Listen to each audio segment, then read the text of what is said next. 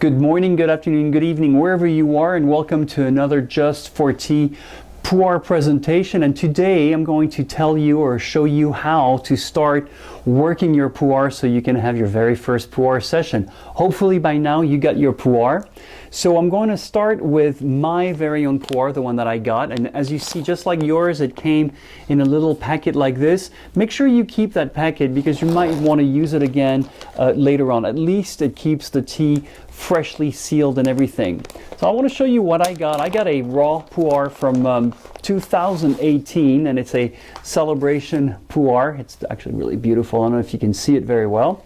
And once we open it, and pay attention to how it's opened because it's done in a special way, and if you want to fold it back again like that, it always looks really good. But this is what the pu'er looks like on the inside. I don't know if you can see. Beautiful raw pu'er, and as you can see, there's a little hole in the middle. Now for those of you who got bricks, there's no hole in the middle, so it doesn't really matter that much. But if you did get a cake like this, you want to start from the inside. Now obviously you should also have had the priors, but they didn't get here in time. So if you don't have a prior, I found another solution that could work, and that's a letter opener. Not too sharp, but not too dull, but something that you can sort of pry it in and then gently nudge the leaves open in a nutshell. Okay, so we're going to do this right now. So the very first step is we're going to rinse our pu'er. And by the way, every tea you should really rinse. It's just like rice. There's dust, all sorts of things get in there. I have here my my water kettle, and I stop the water at about 100 Fahrenheit. For those of you in the rest of the world, that's about 45 degrees. And now I'm going to use, by the way, I've got my pu'er tea kettle. I've got my big cup, the one I was telling you about, which holds exactly this. Well, the runoff I put into my other little cup right next to it. And I've got something to just get rid of the rinse. So now comes the fun part. Now I'm going to put my prior in here and gently wedge it open. So I'm just putting it in here, and I'm starting to feel that the leaves are coming loose. And what I want to do is ideally get about 5 grams, maybe 7 or 8 grams of pu'er for my very first tasting here. By now, I've learned how to figure it out without weighing it, but you might want to do that in the very beginning. And yes, you will prick yourself, by the way. No matter how many times you do it, there will come a time when you will pick yourself with it. So there we go. That should be about right. There's a nice little chunk here that fell, so I'm going to put it right here. And any of the extra ones, I'm going to put it in there too. So as you see, some of the leaves come out really well. And you'll find that more, by the way, with raw pu'er than you will find with ripe pu'er. And ripe is the, double fermented blacker tea that most of you got. So I would start with, that sounds about right. Something like this. There's not a lot of it. It probably fits, it fits in my hand. And that will be, actually that's quite a lot in here. I think I have much more than just 7 grams here. I probably have closer to 10 grams. But that's my tea master would actually use 10 grams for that. So I'm going to remove a little bit of it. And now I'm going to take this tea and put it in my tea kettle. And you'll see the more you do this, the easier it gets. It might sound a little daunting at first, but I do this every morning. It takes no time and it's wonderful. Once the tea is in here, I'm going to put some water in it, and not too much. You just want to cover the actual pu'er like this. And then after that, you want to heat the water to 200 Fahrenheit, which is 95 centigrade. And this is the rinse, the very first flush. Shouldn't call it flush, because flush is really when you harvest the leaves off of a tree. That is your rinse. Smell it. It'll give you an idea of what the tea smells like, because it's one thing to smell like this. Oh, yum.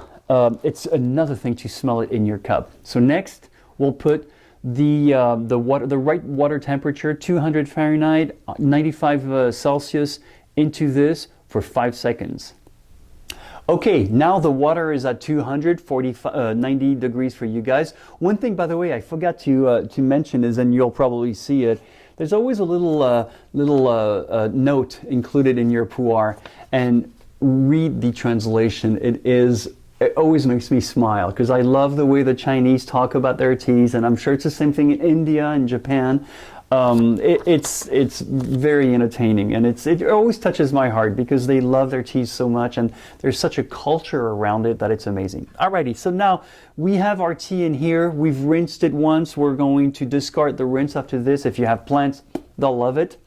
Now we're going to pour our water in here for about 5 seconds, let it steep, and after that, we'll taste it. And this is the first time I taste this one, so I'm pretty excited about it. And yeah, if you hear any banging around, it's because it's super windy outside, and I know it's Southern California, but I have a turtleneck and it's just fall time, and this is perfect tea for fall time. Actually, even better, it's probably the ripe tea that most of you guys got. That dark soup is perfect for this time. I just happen to favor raw tea even better now, raw pu'er even better. You might have noticed I also have a little spoon here. Sometimes I like to twirl it around to see how the tea is doing. I do it a little bit more than 5 seconds in the beginning because I like my teas a little stronger, but I would definitely recommend don't go over 5 seconds at first. It might seem a little light, but at least the second steep you'll see it just develops and develops and develops. All right, now comes the time to do it, and I'm not going to do it the real Gong Fu style because I am not that good at it, but here we go. And that's why I told you to make sure you have a big enough cup that can take the entire tea that's in here, and in my case it's going to run off into my drinking cup. Here we go. And here we go. Now this is really important to do, and it's as important as the first rinse because you don't want any water left in here that will continue to steep the tea. And that's why pu'er tea is really incredible because ideally, I guess you could steep it 50 times over. It just keeps on developing and revealing layers after layers, especially I find the second, third, fourth, and fifth time you steep it. And after that, it sort of dwindles down, but then you find subtleties all the time. But you want to make sure you don't leave water in there because it would keep on steeping, and then you would have a very strong brew that might not be your cup of tea. Well, actually, pun intended. So there it is, and oh. Wow, this is nice. Take time to smell your tea. I don't know if you can see, you can probably not see it very, very well, but it's a raw tea, so it's not going to be as dark as your ripe tea. And then take time to actually sip it. Now, by the way, in Asia, they love to slurp. Slurping is absolutely acceptable. It's actually people expect you to slurp, especially in Japan if you've been to Japan eating udon. And it's the same thing with teas. I also like to swish it around my mouth a little bit to find out what else it's revealing, and then leave some air on top of your palate to get an extra sense of what's in your tea. Ideally, I think you're supposed to put one hand under, one across, but we're going to do it the Western way.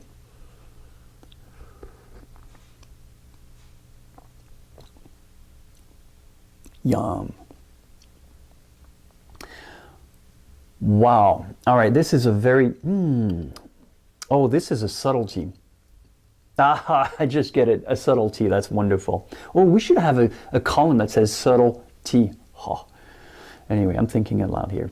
So this is really interesting. It's the first steep, and usually the first steep, not all the flavors come out. That's just the way it is.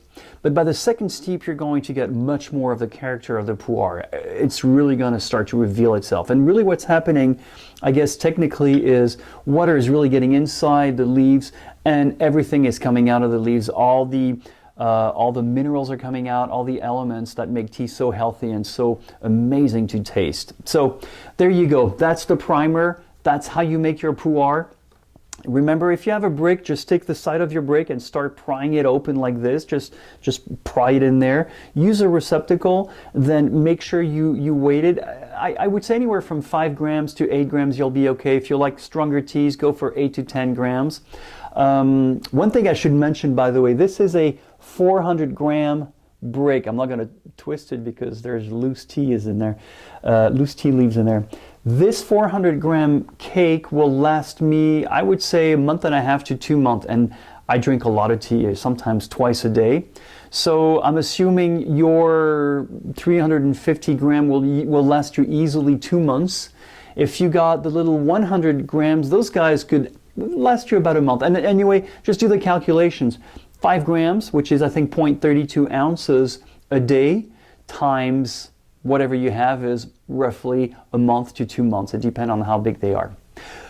Well, there you go. I hope you've enjoyed this. It's a very loose primer. We're not doing it exactly Gong Fu style, but at least you get an idea of what you need.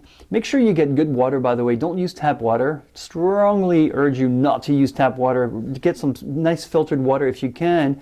Get some mountain spring water, and make sure it says on it, mountain spring water. You can boil it if you want, but that will just make all the tannins come out. And tea experts actually do that. I don't recommend it, at least for the first times that you drink this. Make sure you have somewhere to to pour out your first rinse. And the first rinse never at 200, because why do that? You just want to rinse it out. And after that, make sure you have a big enough cup and then a smaller drinking cup. And you can do this all morning long. The best thing about it is you can actually also do this at work. If you bring a little water heater at work, it's easy to carry a little tea kettle, a big mug and a smaller mug, and all you need is that much space, and that's it. Anyway, I hope this gets you excited about starting out pu'ers. Remember, pu'er is a really different type of tea. It stands well, for me at least, above any other teas. It's a very unique and different tea. And I hope it's going to transform the way you look at tea, the way you want to try tea, and just give you the time to take care of yourself and to stop and to drink tea. Anyway, this is Nicholas Art. I hope you've enjoyed this, and this is Just for Tea presentation.